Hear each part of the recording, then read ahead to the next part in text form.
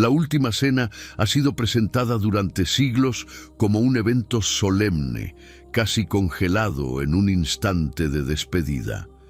Los evangelios canónicos, Mateo, Marcos, Lucas y Juan, la narran como el momento en que Jesús comparte el pan y el vino con sus discípulos, instituyendo lo que más tarde la Iglesia llamó la Eucaristía. Pero al observar con detenimiento, notamos que las versiones no son idénticas. En unos se enfatiza el sacrificio, en otros la traición, y en algunos apenas se da importancia a las palabras del Maestro. Es como si cada relato hubiera elegido un ángulo, dejando entre sombras algo más profundo.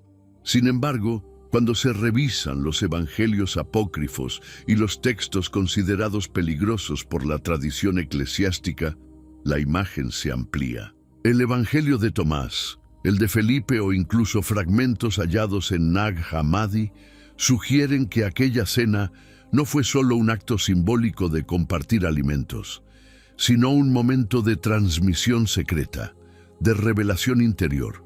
Allí, Jesús no solo estaba anticipando su sacrificio, sino entregando a sus discípulos un conocimiento que podía liberar al hombre de las cadenas de este mundo.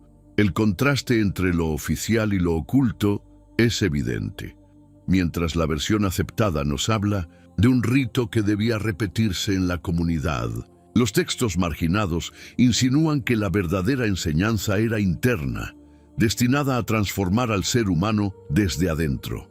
Esa diferencia no es casual, revela que desde los primeros siglos hubo un debate sobre cómo debía entenderse la misión de Jesús. Lo que llegó hasta nosotros fue la forma más controlable, más institucional, pero lo que quedó enterrado sugiere un misterio mucho mayor. Cuando pensamos en la última cena, inevitablemente viene a nuestra mente la imagen del pan y el vino.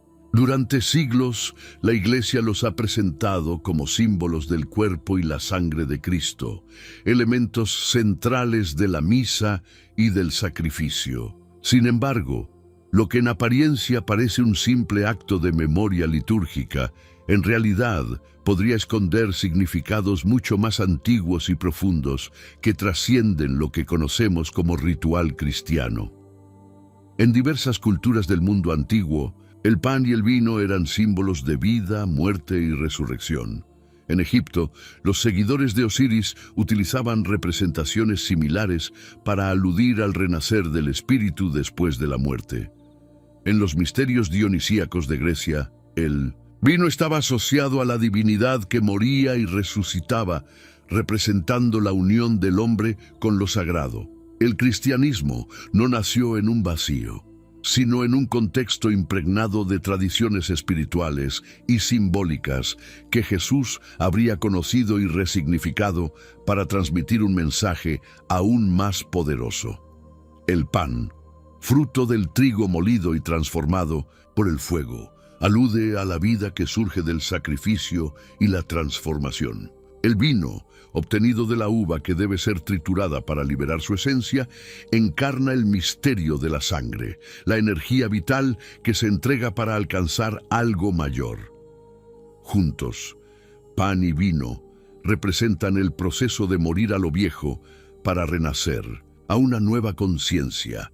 El hecho de que la Iglesia redujera estos elementos a un acto repetitivo, desligado de su dimensión interior, puede haber oscurecido la verdadera intención de Jesús: mostrar a sus discípulos que lo divino se encuentra en lo cotidiano, en los procesos de transformación que ocurren dentro del alma humana. Así, lo que hoy muchos viven como una costumbre ritual, en sus orígenes pudo haber sido una invitación a experimentar una metamorfosis espiritual en carne propia. La última cena no fue únicamente una despedida cargada de dramatismo. Fue, sobre todo, un escenario donde Jesús transmitió un mensaje que iba más allá de las palabras literales registradas en los evangelios. Al observar con detenimiento los textos y compararlos con escritos marginados por la tradición, se vislumbra que lo que ocurrió en aquella mesa fue un acto de revelación espiritual, una enseñanza que no todos estaban preparados para comprender. Jesús hablaba de unidad, de la comunión entre lo humano y lo divino. Cuando dijo, «Este es mi cuerpo y esta es mi sangre», no estaba limitándose a instituir un ritual externo, sino a señalar que la verdadera presencia de Dios habita dentro del ser humano. No se trataba de un sacrificio que debía repetirse en templos, sino de un despertar de conciencia en cada uno de sus discípulos. Al compartir el pan y el vino, Jesús estaba mostrando que la vida eterna y el reino no eran promesas futuras, sino realidades presentes que podían ser experimentadas aquí y ahora. Algunos textos gnósticos sugieren que en esa cena Jesús reveló la capacidad del hombre de convertirse en portador de lo divino, de reconocer su identidad con la chispa eterna que procede de Dios. Esta idea chocaba con la visión institucional, que prefería mantener al creyente dependiente de intermediarios, de sacerdotes y estructuras. Por eso, gran parte de ese mensaje quedó sepultado, escondido bajo capas de interpretaciones oficiales.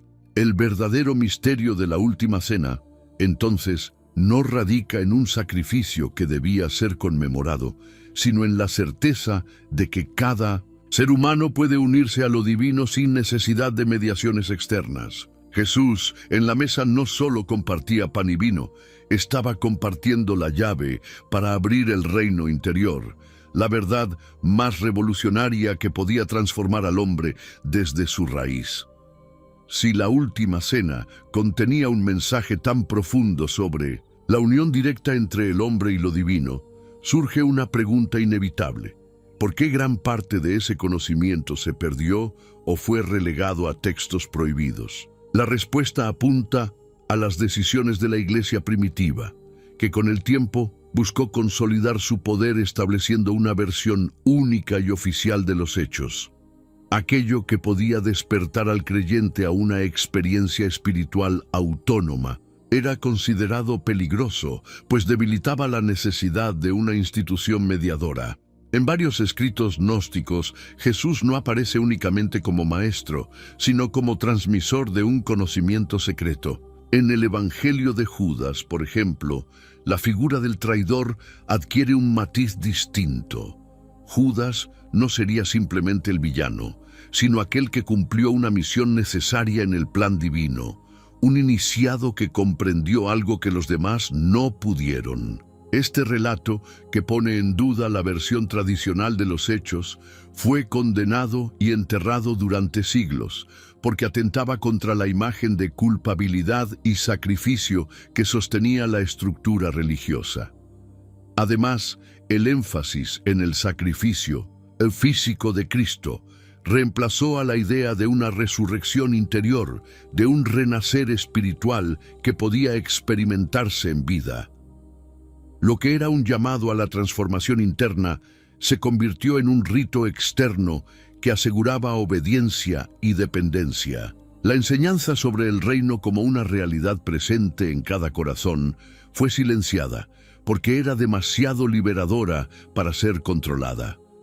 Estas claves ocultas muestran que la última cena no fue solo un banquete simbólico, sino un acto iniciático. Jesús estaba revelando a sus discípulos que el camino hacia lo divino estaba en su interior, que la verdadera comunión era con su propia esencia. Al relegar estos mensajes, la Iglesia no solo preservó su autoridad, sino que veló un misterio que, de salir a la luz, habría cambiado por completo la manera en que millones viven su fe. Si durante siglos el verdadero sentido de la última cena fue reducido a un ritual externo, hoy este misterio oculto resurge como un llamado a mirar hacia adentro. Lo que Jesús quiso mostrar en aquella mesa no fue únicamente un gesto simbólico, sino la verdad más radical, que lo divino no se encuentra fuera, en templos de piedra o instituciones, sino en lo más íntimo del ser humano. pan y vino no eran objetos de culto, sino llaves espirituales que recordaban la capacidad de transformar la vida cotidiana en un encuentro con lo eterno. Al comprender esto, la fe deja de ser un acto ciego de obediencia para convertirse en una experiencia viva.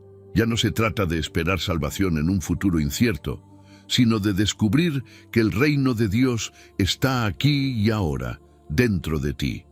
Esta revelación cambia todo. Transforma la oración en un diálogo interior, la desesperanza en certeza, el miedo en confianza absoluta. No eres un simple espectador de una historia sagrada. Eres partícipe de ella, heredero directo del conocimiento que se transmitió en esa mesa oculta por siglos. La Iglesia pudo haber silenciado estas verdades, pero no logró borrarlas por completo.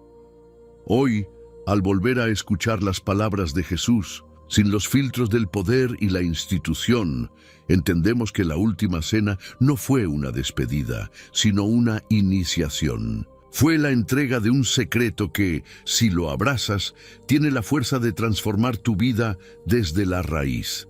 Este es el verdadero misterio que puede cambiar tu fe para siempre. Reconocer que el pan que parte Jesús es tu vida que se abre, que el vino que derrama es tu espíritu que se expande, y que la mesa en la que Él se sienta no es otra que tu propio corazón. Allí, en ese lugar secreto, continúa la cena eterna, y allí es donde comienza tu despertar.